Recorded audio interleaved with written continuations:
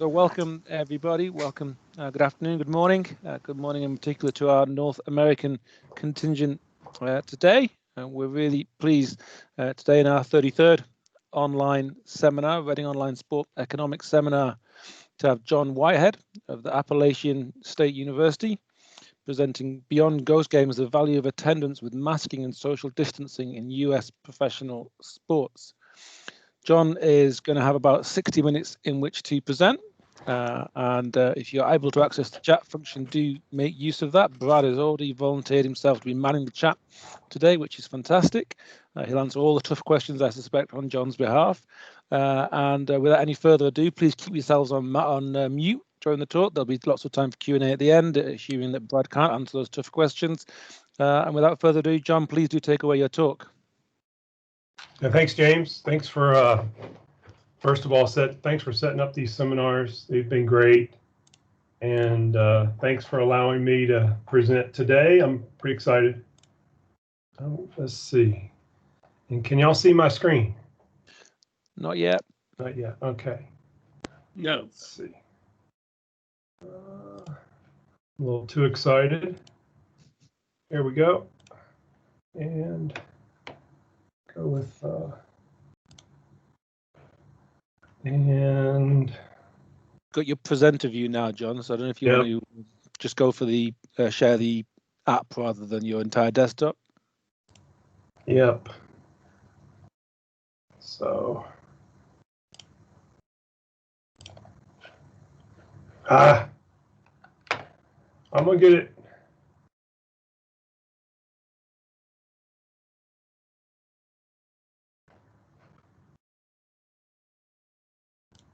I got it to work yesterday. Remember, James? Yep. We'll get there.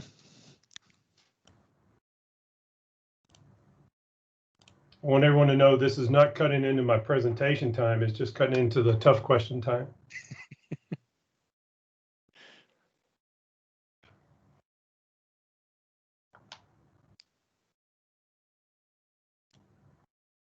Okay. There we go. Is that good? Perfect. Okay. All right. I apologize to everybody for that. Not a problem. So I have a great group of co-authors: Brad Humphreys at West Virginia, Gary Wagner at Louisiana Lafayette, and Pam Wicker at Bielefeld U. And this paper has a slightly different background than most papers. This is this began this summer with here back.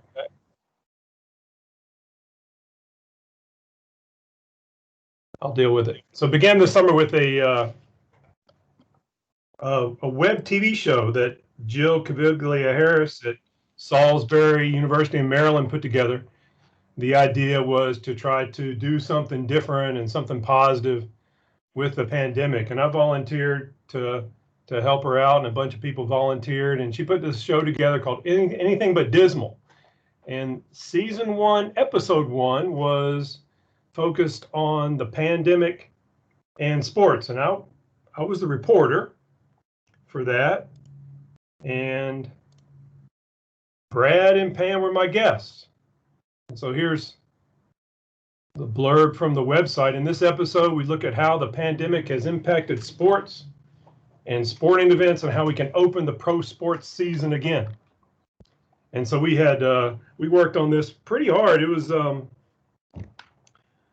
lot more involved than I was expecting, and I wasn't very good at it. And so we had to tape the episode once, and then we taped it again to fix all my mistakes. And then after that second taping, Pam got back on Zoom. Well, after that second taping, we were just talking about what kind of study we would like to pursue. You know, if we had all the resources available to us, and we talked about actually this paper. And then after that episode was over, Pam got back on Zoom and said, well, instead of just talking about it, why don't we try to do it? And I was like, okay, none of us had time to do this,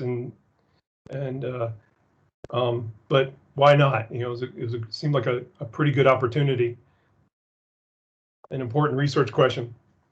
So we emailed Brad. Brad said he's in, and then Brad and got Gary Wagner involved, and so we got busy right away. The first episode aired, and let's see, what was that? Well, okay, it's episode sometime before pro sports returned in the U.S., and so we were busy thinking about the survey, designing the survey when all the major pro sports are trying to figure out how to return to play. So that began in the U.S. in June with 2 bubble tournaments. So the National Women's Soccer League had their Challenge Cup tournament. It took place in Utah beginning June 27th. And of the however so many teams that had games scheduled for that tournament, which took about a month, only one was disqualified because some folks went out to a bar and had some fun and got sick, and but other than that, the tournament was pretty successful. There was no positive test. The Major League Soccer is Back tournament took place in July. Before that, I think 2 teams were disqualified for positive COVID tests.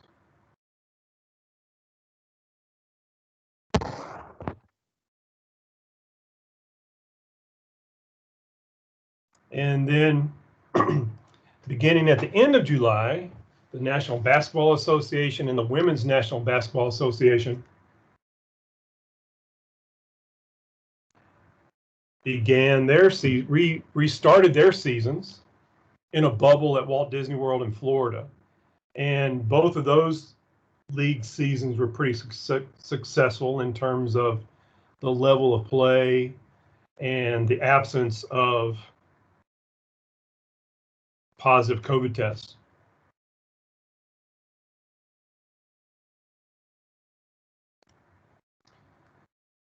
Major League Baseball took a different approach. They hosted ghost games outside of a bubble.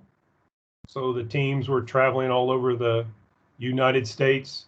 That began in July 18th with their summer camp, and the regular season got back on their regular schedule, pretty much their regular schedule. There was games canceled for positive COVID tests, but more or less they successfully put on games, these ghost games with no fans. And then beginning in August, in the United States, the professional league started having games with fans. And that took place in Major League Soccer and the National Football League. And then the Major League Baseball playoffs and World Series had fans. Those were limited fans with family and probably some big shots, and that took place in October. And over here on the right, I like this graphic. The Miami Football Club,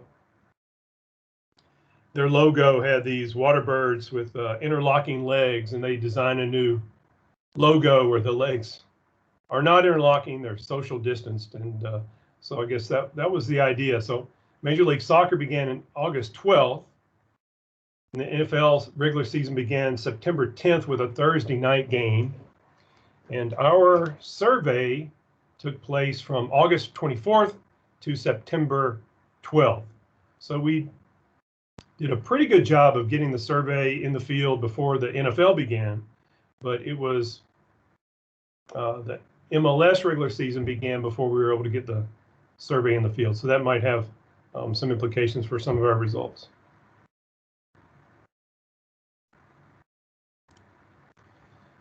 Okay, so these games with fans, there's all sorts of questions this summer about what that would look like. So here's just a quote from ESPN.com.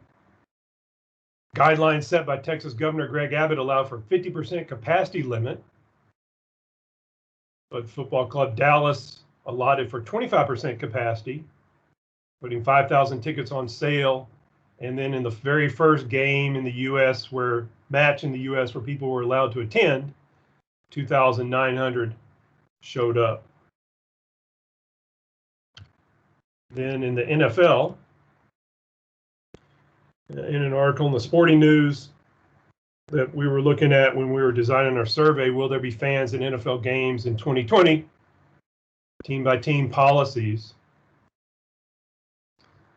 The Dallas Cowboys said they're going to have fans at the game. I think Jerry Jones, the owner, wanted to have 50% in the stadium. And I think they went down to 25%. The ticket sales were single game only, and that isn't important for our survey design.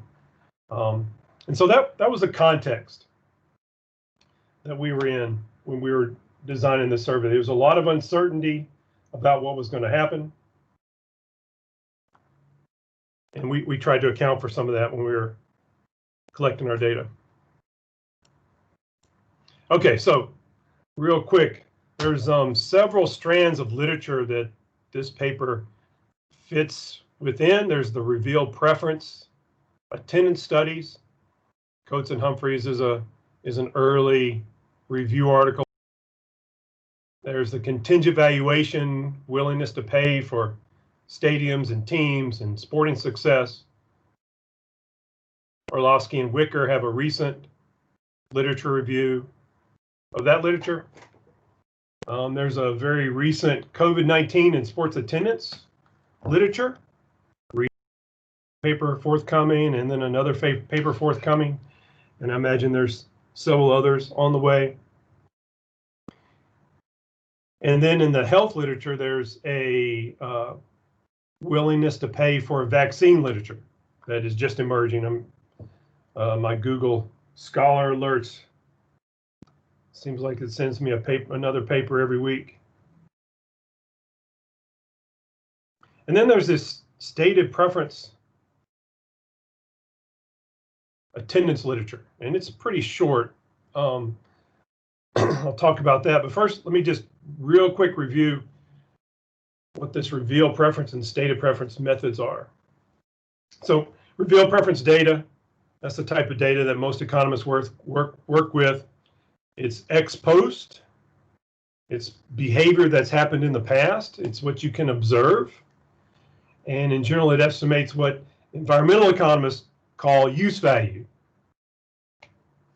Stated preference methods, in contrast, these willingness to pay, contingent valuation studies, contingent behavior studies, discrete choice experiments, those are based on ex ante or hypothetical behavior. So stated preference methods are most useful when we're trying to understand future behavior. Economists have been using this in environmental economics for about 50 years. There's a lot of transportation studies that use stated preference methods, looking at when they're thinking about put in a new road in an area, wondering if people would actually take that new road. There's a lot of stated preference studies in health economics. And of course, marketing, where business firms need to design new products. They want to know if people would actually buy those products. So a lot of the stated preference methods studies, contingent valuation studies in sports economics estimate total value, which includes use value and what's known as passive use value or existence value. It's the willingness to pay that people have when they're not going to actually go to a game. And it can also estimate use value, and that's what we're doing in this paper. We're using stated preference methods to estimate use values, or the use value component of willingness to pay. So as far as I know, there's only 2 papers in the sports literature that use stated preference data to look at attendance. So myself and Bruce Johnson, Dan Mason, Gord Walker have a paper in Economic Inquiry in 2013 where we looked at National Hockey League games.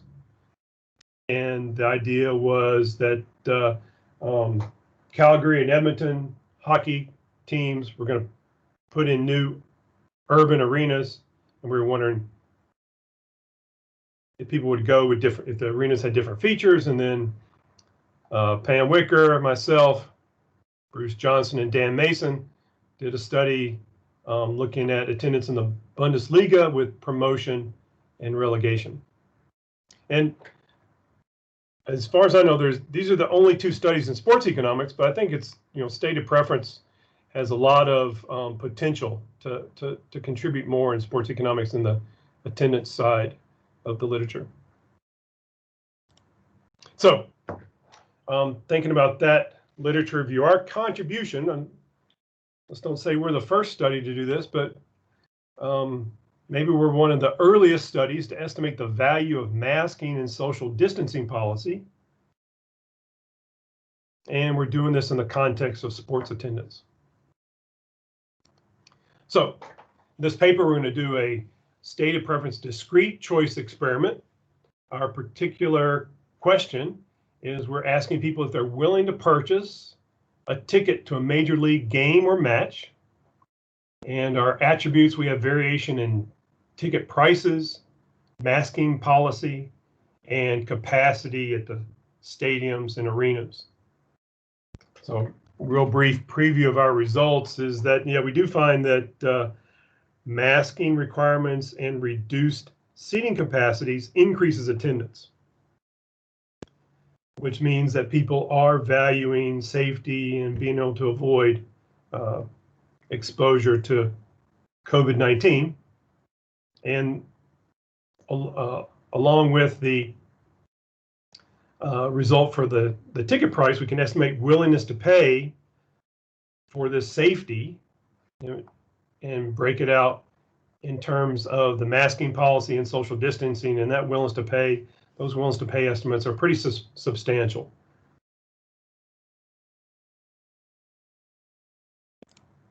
Okay, so the rest of the presentation, no surprise, we're going to do some theory real quick, talk about the survey and data and empirical results, and then some implications and conclusions. So in terms of the theory, this is all pretty basic, but I think it's worth running through. So equation one, we're just setting up a situation where a consumer is thinking about purchasing a product in making a discrete purchase where x equals 1 is if you purchase the product, x equals 0 is if you don't. Willingness to pay is the gross willingness to pay for the product, and R is some sort of measure of health risk that's associated with the product. So in a stated preference study, you replace willingness to pay with a randomly assigned dollar amount, and that creates this consumer problem. If the dollar amount is too high, if utility without the product is less than utility with the product, you won't buy it.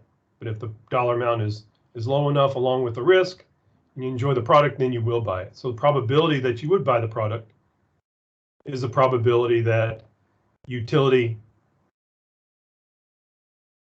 with the price or the dollar amount subtracted from your income and the health risk is greater than utility without. Okay, so we're using the random utility model econometrically to implement the theory. So if we attach a error term to these indirect utility functions, then assume a linear utility function with equation 7, and we've got expected coefficients on beta 0 is the utility of the game, attending the game, beta 1 is marginal utility of income, and beta 2 is the disutility of the health risk. And if you just plug in 7 into the utility difference function and then solve and then work through the little bit of math, you get down to equation 9 where the utility difference function is just it just depends on the dollar amount and health risk. Okay, and you can use that model to estimate willingness to pay. So if you set the change in utility to 0 and find the dollar amount A star that makes the consumer indifferent between buying the product and not buying the product, then you have a willingness to pay estimate. And that's equal to this ratio of parameters, where the numerator is the baseline utility from the product, where R bar is the baseline. And then we can estimate the baseline risk, and then changes in willingness to pay based on changes in policies that will change the risk of exposure. Okay, so this is what we're setting out to do econometrically.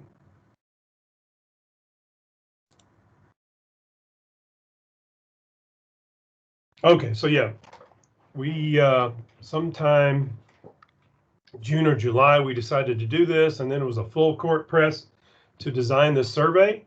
We're using the Qualtrics online platform to field the survey, and our sample is from the Qualtrics panel, which is a professionally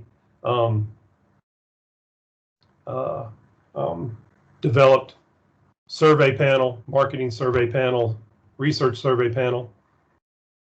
We chose 5 cities to target: Chicago, Dallas, LA, Miami, New York City. Each of these cities has professional sports teams in all 7 of the leagues, major leagues that we considered in the study.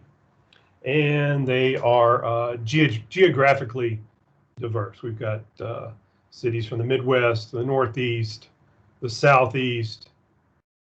What am I missing? Texas.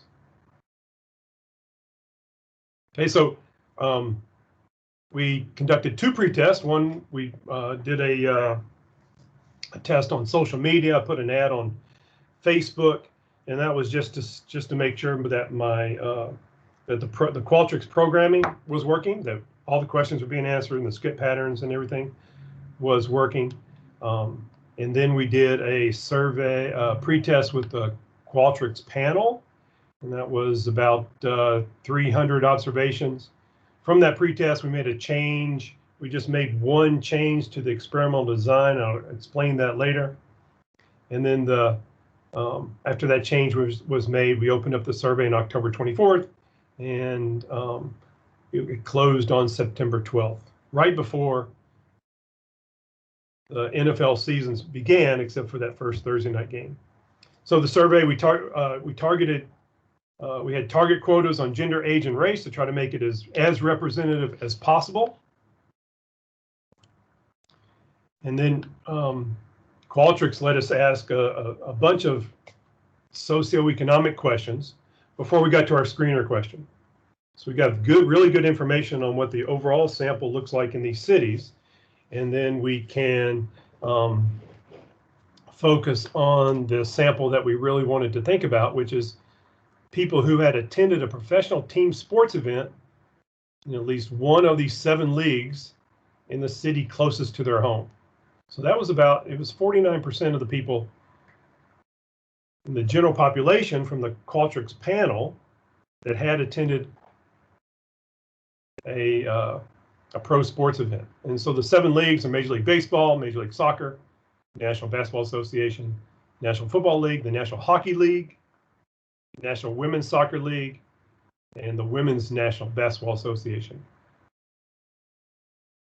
Okay, so that eligible sample contains 1,819 respondents.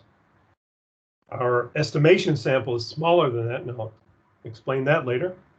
But in terms of people who were eligible for the study, they're mostly male, or males were more likely to be in the sample. the older you got, the less likely you were to be in the sample, the more schooling. If you were employed and if you had a higher income, you're more likely to be in our sample compared to the general population. And so the typical games or leagues that people attend games in, almost half is in Major League Baseball, 19% in the National Basketball Association, 16% in the National Football League, and then 8% Major League Soccer, and 9% in the National Hockey League. The women's pro sports leagues, both of those had less than 1% attendance. And so those samples are going to be too small for further analysis. Okay, more about the typical games that people go to. So the average ticket price that our respondents pay is $67. They go to games with almost 4 people, including themselves. 24% of the sample are season ticket holders. But remember, most of the tickets that are being sold at these games are single game tickets. Okay, so I think our hypothetical situation still applies to these season ticket holders. They attend on average 3 games during the season. They live about 20 miles away from the stadium or arena. 38% say they typically have very good seats, and then 41% say they have good seats. Then we ask some questions about COVID-19 to get the respondents thinking about the questions that were coming up. So 62% say they follow the news about COVID very closely. 69% are very concerned about the effects on the economy. 62% are very concerned about the spread of COVID in their home city. Okay, we ask these first 3 questions up front, and then at the end of the survey, we ask questions about their behavior with regards to COVID. And then 78% said during the past week they always wore a face mask when they were in a public place. And then only 44% said they were extremely likely to get a COVID-19 vaccine when it becomes available. We said it would become available probably in 2021. Okay, so that's what people are thinking at the time that they're answering our questions. Okay, so looking forward to games that people will attend, we ask people, in which major league will you attend a game next? So this first column, these are the revealed preference probabilities that I've already presented. These stated preference probabilities are in the far right column. So we've got, in our sample, we've got 39% of the sample that plans to attend a baseball game in the future. And this would be the 2021 season, because Major League Baseball was playing ghost games without fans. 7% would attend or had already attended a Major League Soccer game since that season had already begun. 16% plan to attend an NBA game. And that season will begin, the last I've read was early in 2021, presumably with some fans in home arenas. The NFL, 18% said they would attend those games. 7% say they would attend National Hockey League games, and those games are expected to start early in 2021 as well.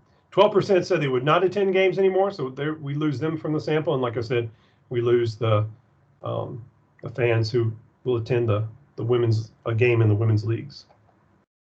Okay, so our estimation sample, we've got about 1,500 respondents. Okay, so here's the stated preference instructions. So we asked people to think about their plans to attend a game in the league that they just mentioned, that I just talked about, in their home city. We told them there was going to be different situations, but in each situation, Imagine that there's no vaccine. Your seats are very good or good, whatever their answer was before. The seat, the typical seats that you usually go to. You're going to attend the game with the typical group size, and you expect the home team to win. And then we introduce these attributes. These are the things that will change in the different situations. So there's the stadium arena could have a mask policy where you're either required to wear a mask or not. Arena capacity would be either 10%, 25%, or 50%. And then the ticket price range from a low to a high, which I'll explain. We presented one of five different ticket prices in each of these situations. Okay, so then we told them they'd, in each situation, be asked if you'll buy a ticket. Okay, so here's the ticket prices that we used in the survey. And we went to a database of ticket prices in each across all of the teams, and we found the mean and standard deviation for these prices. And so the mean price in each league is in this second row of numbers. You can see it varies across league. Didn't have good information for Major League Soccer, so we're using the same ticket prices that we used in Major League Baseball. So in the pre-test, we use the mean plus or minus 1 standard deviation, plus or minus 2 standard deviations, rounded to the nearest 0 or 5 digit. And we did not get very much action on the mean minus 2 standard deviations, so we dropped that ticket price and added this mean plus 3 standard deviations, okay, for this range of prices. Okay, in the experimental design, there's not a lot of versions, but we did simplify it we included 24 different choices, and we grouped that to 6 blocks of questions, and each of those blocks contains 4 choice questions that each respondent answered. So each individual respondent received one of those 6 blocks. And we used the SAS macro to design that, to do the experimental design, and it achieves about 98% efficiency. Okay, so in short, the attributes were randomly assigned to respondents. Okay, and so here's a typical question that someone would have been presented with. So we asked them, suppose you have the chance to buy a ticket or a block of tickets for your group to the league that you plan to go to next in the city where you live at the beginning of the season, which might be problematic for Major League Soccer because the season had already begun. So we tell them you're required to wear a mask. In this situation, the number of tickets sold is 50% of arena capacity, and the price is $100. So would you buy the ticket in this situation? Yes, no, or don't know. And then we group, let's see, there's about 10% don't knows across all the questions, and so we group those with the no's for our analysis. One thing that stated preference studies need to be concerned about is hypothetical bias. So to get a handle on that, one way to get a handle on that is to think about the respondents who are certain about their answers. And some studies have found that people who are certain about their answers are more likely to actually behave in that way if they're put in that situation in real life. So we asked people on a scale of 0, which we labeled as highly uncertain, to 100, which we labeled as very certain. How certain are you about your hypothetical answers? And the average was 80% certain. So one thing we haven't done is to investigate our sensitivity of our results to this certainty rating. The thing to do is to change all of the yes responses, I would buy the ticket, to a no response if they were less than some threshold of this certain response. So that's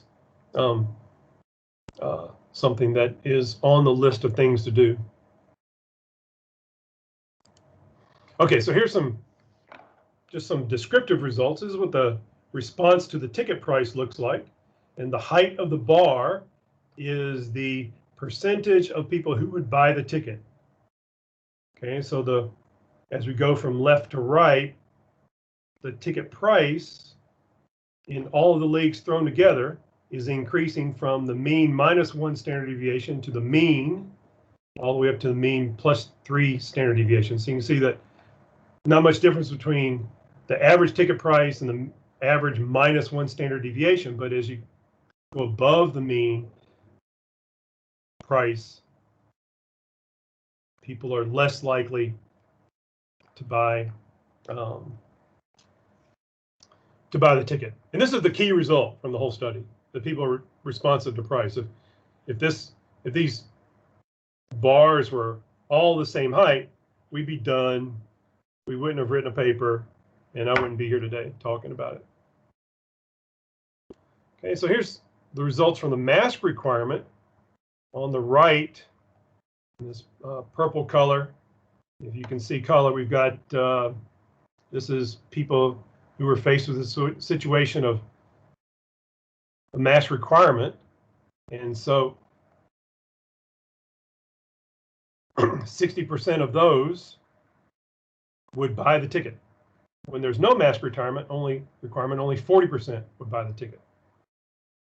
And in terms of capacity, on the left, the tallest bar, that's a 10% capacity. And as capacity, stadium or arena capacity falls to 25%, fewer people would buy the ticket. As it falls to 50%, even fewer would buy the ticket. So just eyeballing the data, we get some results that are what might be expected if sports fans value health.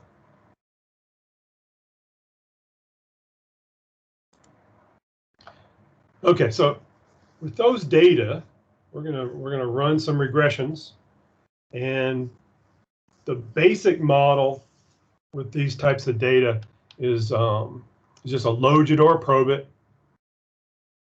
and we've got more than one response per observation, so we're gonna account for that constant across question with a random effects model. So we're going to estimate a random effects logit.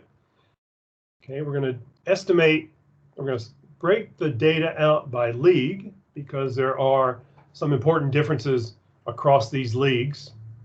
So we've got, we're estimating the models for 5 leagues.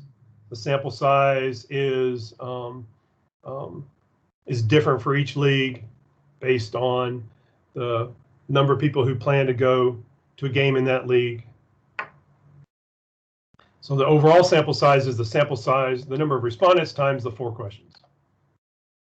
And so far we've estimated 2 specifications. In the short specification, we're including only the attributes. And in a longer specification, we've got attributes plus other factors that might affect the utility of attending a game, like party size, seat quality, whether respondent's a season ticket holder, and then we're also including income and city dummies. And I'm going to present the numbers that you'll see are from the short model. And then I've got a slide that just summarizes the results from the long model.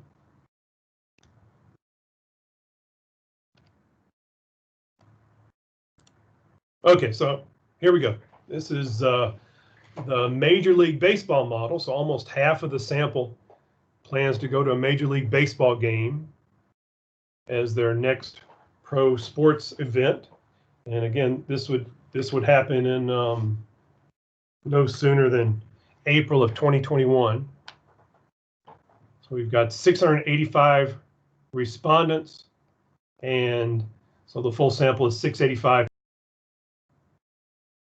And so this is the short model where we only have a constant. If you think back to the willingness to pay theory, this constant captures the utility of attending the game with the baseline condition, which is without a mask required. and at 25% capacity. Okay, the price variable, this is the A variable from the theory. So it has a negative sign in each of our regressions. And we're including dummy variables for the mask requirement, and then dummy variable for 10% capacity and 50% capacity. So price coefficient has a negative effect. The mask requirement has a positive effect with 10% capacity. That's a positive effect relative to 25% capacity. So people are more likely to attend the game when there's fewer people there. And then when there's more people there, 50% capacity, which is what Jerry Jones wanted with the Dallas Cowboys for this season, there's a negative effect. Okay, so people in our sample are less likely to buy the ticket if they're told there's 50% capacity. So these results conform to the eyeball test that we conducted earlier. Okay, and I'm running through these in alphabetical order. So here's Major League Soccer. And in my opinion, this is the iffiest model for at least a couple reasons. One is the sample size is low, 126. In terms of econometric efficiency, it's not so bad because we have 4 observations per respondent, but we only have 126 soccer fans in the model, and the season had been going on while we were conducting the survey. Okay, so what we find in soccer is that ticket price matters. People are more likely to buy the ticket if masks are required for all fans. And then capacity of 10% is statistically significant, but at a lower level lower confidence level than all of our other coefficients. And then capacity of 50% doesn't matter at all. That might be because we have a smaller sample, or it might be because the experience of the Major League Soccer fans at the time didn't think that a 50% capacity was a binding constraint. Okay, in the NBA, we've got similar results. We've got a decent sample size of 279 times 4. Okay, price matters. As ticket price increases, people are less likely to buy the ticket. If masks are required for everyone in attendance, people are more likely to buy the ticket. Social distancing matters. 10% capacity, people are more likely to buy the ticket. But as we go from 25% to 50%, there's no effect. So my interpretation of this result is that once you're inside in an NBA arena, 50% is just as bad, or 25% is just as bad as 50% capacity.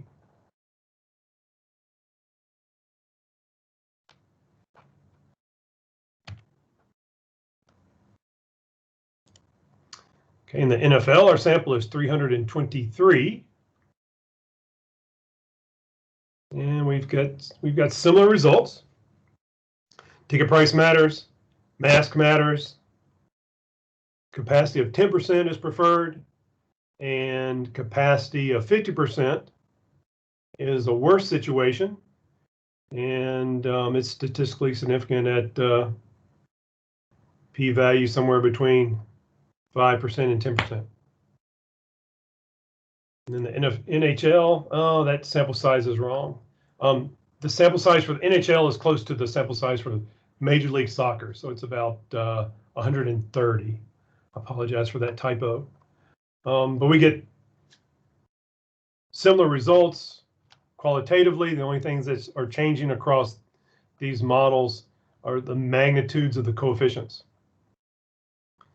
So price has a negative effect, mask has a positive effect, capacity of 10% has a positive effect, and then Nothing's going on with 50%. So this is a result similar to the NBA. Once you're indoors, maybe 25% and 50% are just as bad. And so you'd rather not attend a game under those situations relative to 10% capacity. Okay, so here's some of the other results, and some of them are interesting, but we don't get a lot of action here. Season ticket holders do have higher demand in all of those leagues, but that's a nice result because it's what you expect, and it lends some validity to our experimental attributes. Very good seats. People who tend to have very good seats are more likely to buy a ticket.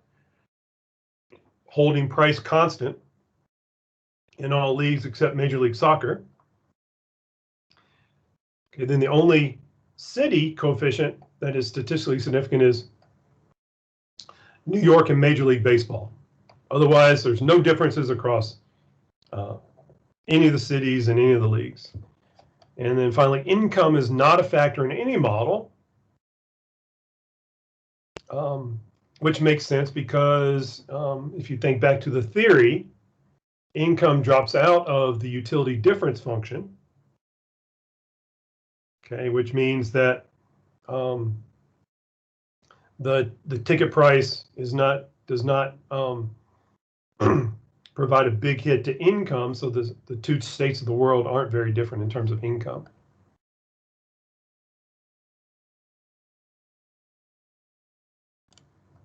Okay, so we took those coefficient estimates and developed willingness to pay estimates following the theory presented earlier. So this is our baseline. These are our baseline willingness to pay estimates.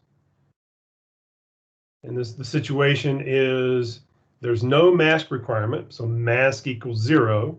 And 25% is the capacity at the stadium or arena. Okay, the height of this column is the gross willingness to pay for a ticket to each league. And MBL, that should be MLB, so another typo, that's Major League Baseball. It has the lowest willingness to pay for a ticket. There's 80-some games, so that might be a result of diminishing marginal returns. MLS, gross willingness to pay is almost 60. NBA, a little bit higher. National Football League has gross willingness to pay above $100. And then the NHL is back down to less than $60. Okay, so here's the change in the willingness to pay with a mask requirement. And I guess the title is a little bit misleading. This should be the willingness to pay with a mask requirement, and the difference between the two bars is the change. But this is how willingness to pay changes when we just take the mask coefficient and add it to the constant in the willingness to pay estimation. Okay, so we're holding capacity constant and have just turned the mask requirement from off to on and estimated willingness to pay.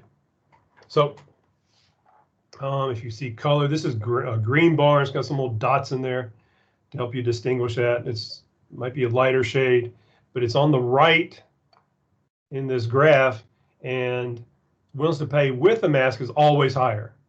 And that's expected from the, we knew that going in from the coefficient estimates, but it's the magnitude that is of interest when you get to estimating willingness to pay. So in Major League Baseball, again, there's a typo, MBL, should be MLB.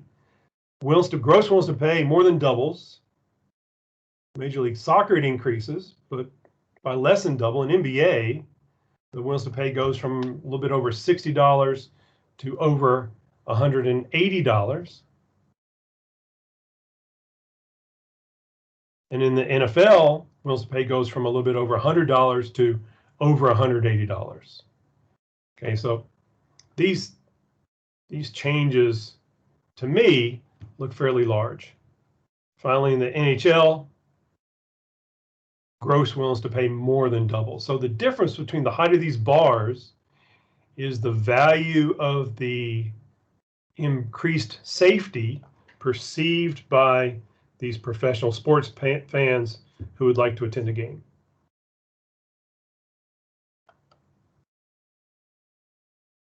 And we got one more simulation here. This is the willingness to pay. The new bar is the willingness to pay with a mask requirement and 10% capacity.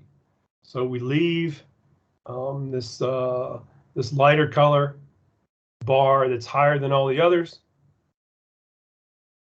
We leave the mask requirement on, and we reduce the capacity constraint from 25% to 10%. And so now I've called Major League Baseball MBA. That should be Major League Base. That should be MLB. But willingness to pay increases again fairly substantially. In the MLS, willingness to pay increases again. Okay, in the NBA, willingness to pay increases, but by less than, comparing the marginal increase is lower than when you just add a mask requirement, and you get the same pattern in the NFL.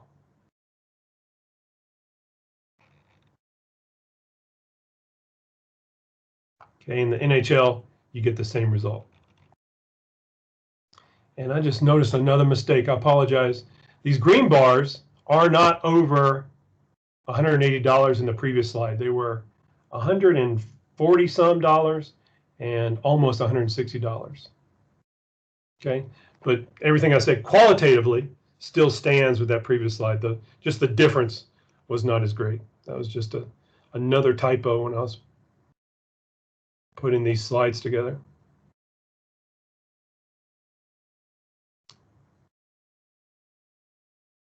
Okay, so there's a couple of implications from these results other than just looking at the numbers and saying, well, people value a mask regulation at potential super spreader events, and they value lower capacity. With these results, it's possible to estimate the willingness to pay for a reduction in morbidity, reduction in or avoiding the willingness to pay for avoiding COVID-19. Okay, what we've estimated so far is just the willingness to pay for stadium or arena policy.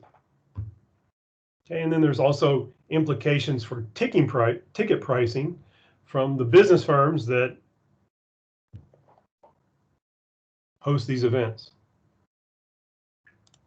In terms of the willingness to pay to avoid COVID-19, and we have not done this in the paper, but the estimate, the willingness to pay for morbidity, would be equal to the willingness to pay, or the change in the willingness to pay for a ticket price, divided by the probability that the regulation would change the risk of getting COVID-19.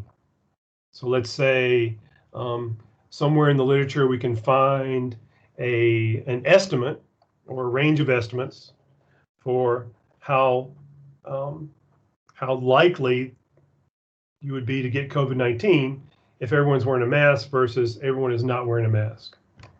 The change in that probability from mask to no mask would be the denominator in this calculation, and then up here would be the change in the willingness to pay. So if we're just to throw some numbers out there, if we're estimating willingness to pay for a mask regulation of $50, the change in willingness to pay is $50, and the change in the probability is 1%, you go from 1% chance of getting COVID-19 to 0%, and those are just made up numbers, then you would multiply the change in willingness to pay by 50 times 100, and that's about what, $5,000. So it's just a made-up number, but that's the procedure. So now I've looked for this sort of estimate in the health literature, but I haven't found it yet.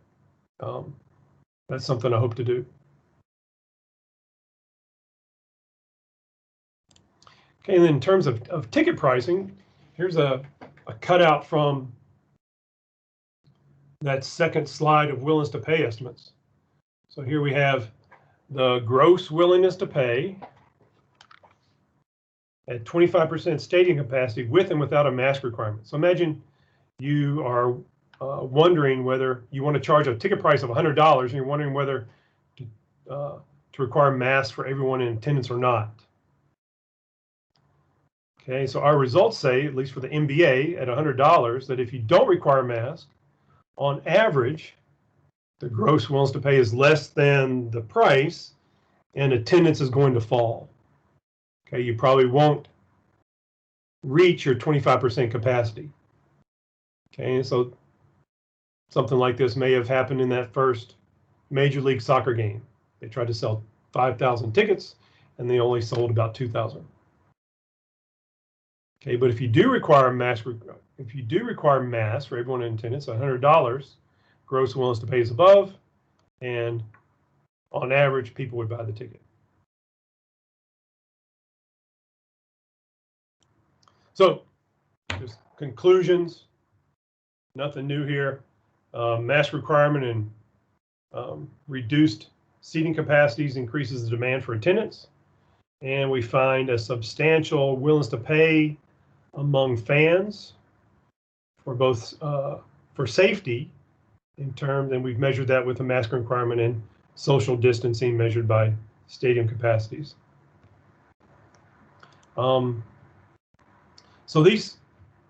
So we have a paper, but it's not the paper that we're ready to send to a journal.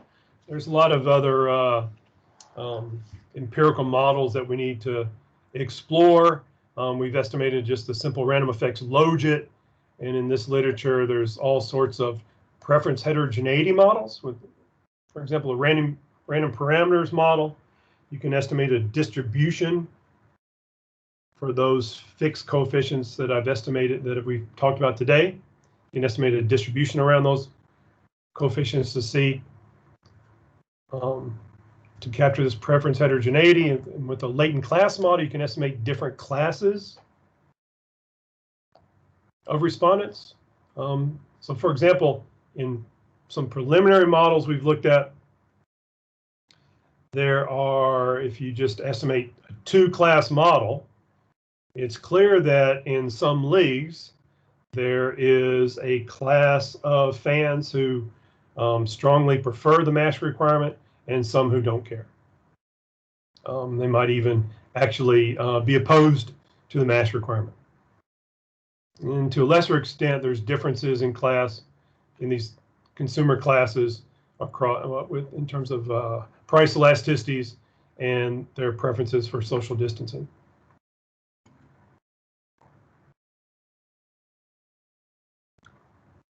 Another issue in stated preference research is attribute non-attendance.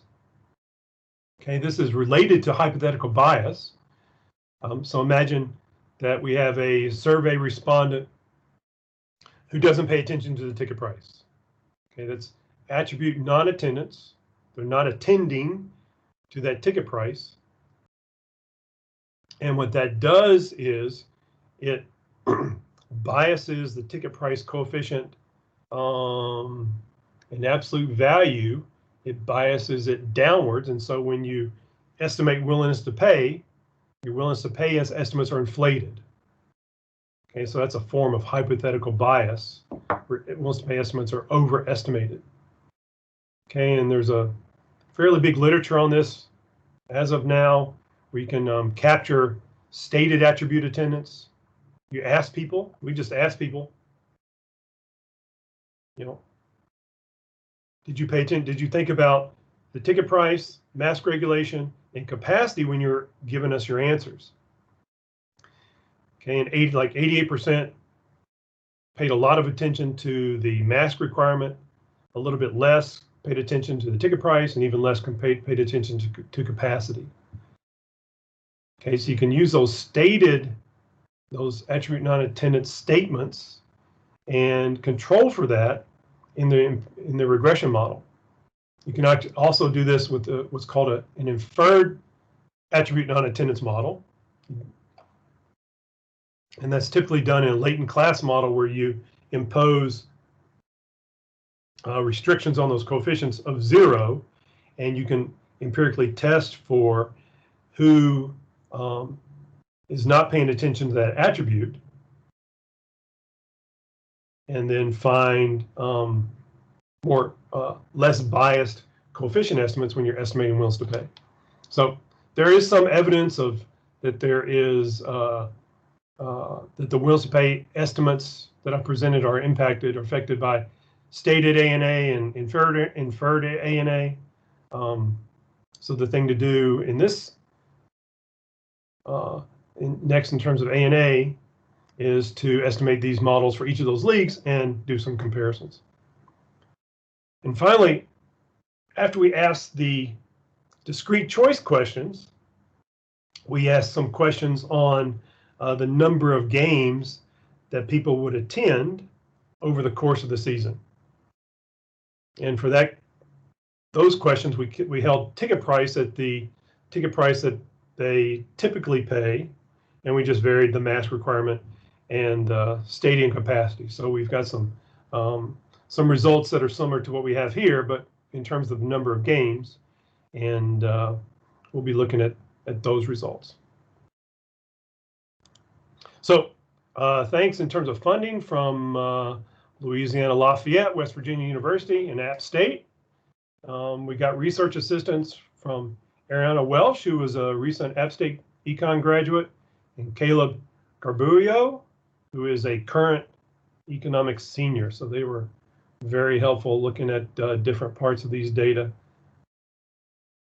And then a very rough first draft of the paper is available upon request. If you just send me an email, I'll be happy to send you that paper, but just recognize that the preliminary draft, we finished it yesterday, I think, and it's going to go through some substantial revision between now and the end of the year, but I'll be happy to send it to you. So that's all I have, and I'm looking forward to questions. Thank you very much, John, for that just-in-time research. A really interesting presentation. There's been quite a bit of action in the chat, which Brad has been fielding very effectively. And so I don't know if anybody wants to unmute themselves and ask questions, start discussion, add comments. I have a question. Go ahead. John, I noticed at the beginning of the paper you had some information on, say, about vaccine use and masking. So you have some information on some averting behavior. You might want to, not for this paper, but a different paper, look at maybe a generalized hybrid choice model, where you can actually then incorporate, because that's really what they're, I mean, if I don't care about masks, I'm going to probably not care about attribute non-attendance. I think it might be beyond the scope of this paper, but I think it'd be an interesting question to address. And then I guess in this literature, particularly in the environmental side, there's been a whole lot of questions about consequentiality. Did you give any idea of that this information would be shared with team owners or anything like that, or just kind of curious? Okay, I'm writing something down on the mask. Okay, mask and vaccine. Yeah, that should be on our list of things to look at in the future. In terms of consequentiality, the idea is this is a bigger problem in environmental economics when you're estimating wills to pay for environmental improvements that include a big chunk of passive use values, the wills to pay for something that people are never going to see, like following the Deepwater Horizon oil spill. So we did not ask the consequentiality question. So since the use value makes sense. Yeah, You're already using it, so it's consequential to you. Yeah. So we didn't think it was going to matter much. And with consequentiality, you want to tell people, you want to see if they think it's going to affect future decisions, then you need to promise that you're going to send those to decision makers. And I didn't think it'd be for us to say that since we weren't being funded by any team or any league, that it would matter. Fair enough. You can ask that question, yeah.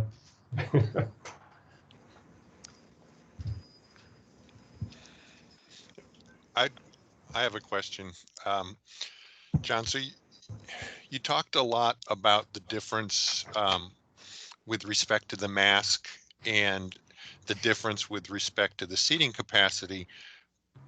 But I wondered if you could take that information and project what the right combination is in terms of revenue maximization on the part of the clubs. So, you know, you talked about the idea that this would be the kind of information that might be useful to club owners. So as a league, I'd like to know, you know, limiting the capacity but requiring masks, or what set of prices I could charge at this capacity. Can you say anything about that? Yes. So the simple part is in terms of, I think the simple part in terms of revenue max is, well, no, I don't know if it's that simple, but yeah, with those coefficients, we can do a simulation and see which stadium policy and what ticket price is going to maximize revenue. We've got the probabilities that people would buy a ticket, and we just have to explore that surface across those three attributes. So that's something that we will do. Yeah. You saw as far as we've gotten with those two bars and just throwing a price there. Stefan asked a very similar question in chat, so I think that probably answers his. Okay, great. Thanks, Dennis. Thanks, Brad. Roger, you've turned your camera on. Is that because you're going to ask a question? Yes, I think so. As a football activist in the UK, very keen to get fans back into the stadium, I found that talk very interesting, John. But one particular variable we might have that doesn't apply so much in the US, and I'd like your comment on it, is people accessing the stadia via public transport. In the UK, and particularly in the large cities like London and Manchester, a very high proportion of supporters go to the games on very crowded public transport systems. Is there anything that you could say to us in terms of your modelling there? I know it's not a question you directly asked, but you are talking about 5 major cities. Do most of the fans there go in their own car or public transport? Yeah, so in terms of our study, that is an omitted variable. We did not think about that when we were designing the survey, and I really wish we had. I think in these cities, I've never been to a professional sporting event in any of these cities. I've been to a baseball game in Chicago, and we rode the train to go to a Cubs game. And I've done both in different places, driven a car and ridden the train, and like you say, they're packed. So that's a problem. So that's something we missed.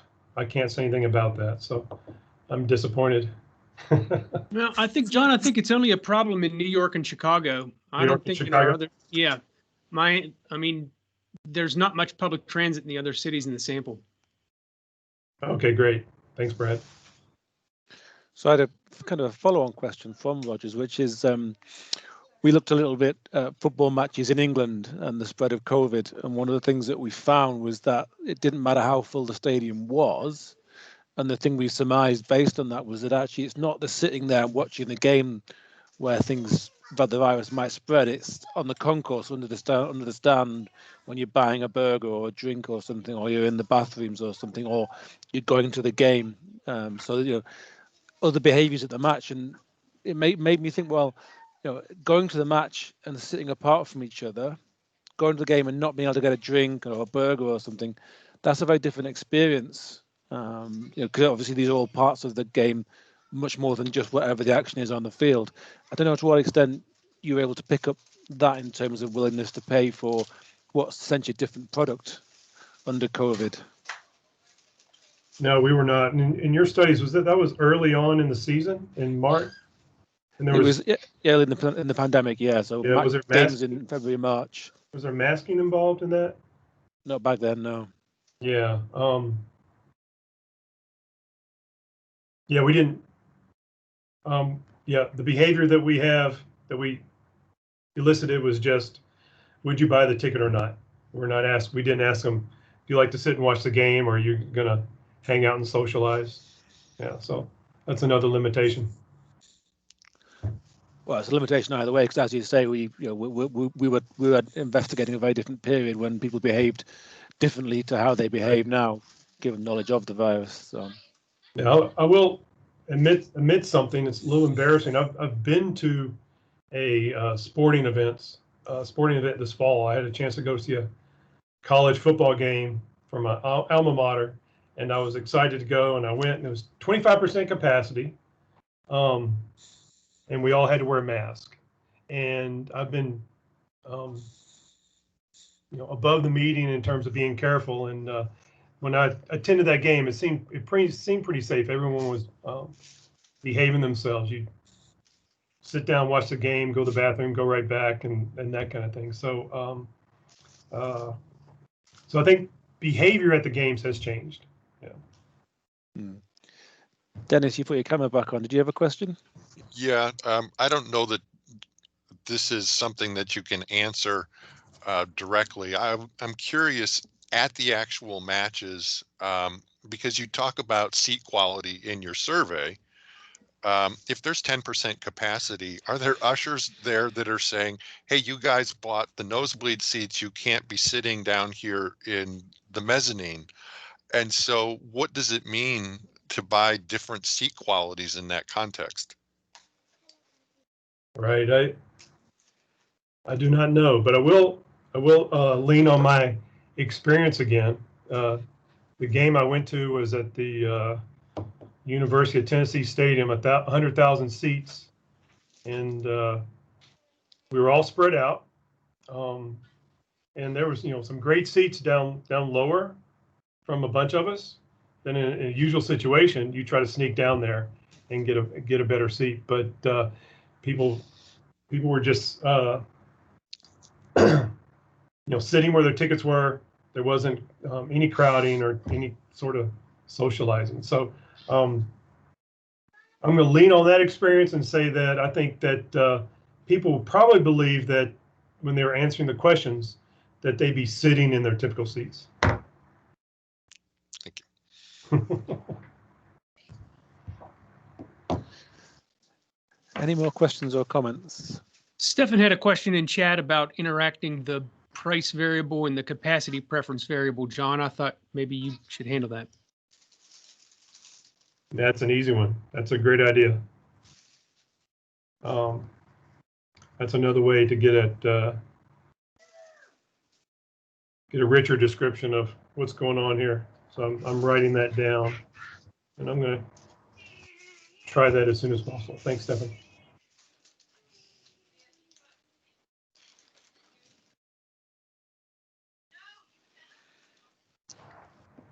Any more questions and comments?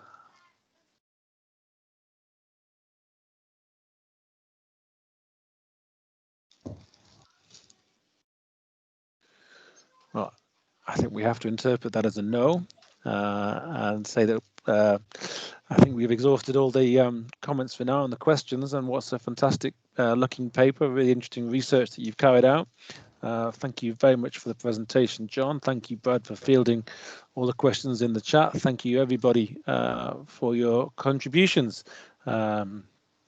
we close. And unfortunately, just yet I don't have a poster for next week, sadly, so I can't give the big poster reveal for next week. But we're going to be back same time next week, November the 20th, and Peter Pashakov will be presenting Job Change and Productivity: The Effect of High Performance Expectations. So thank you again, everybody, and I look forward to seeing you all again this time next week.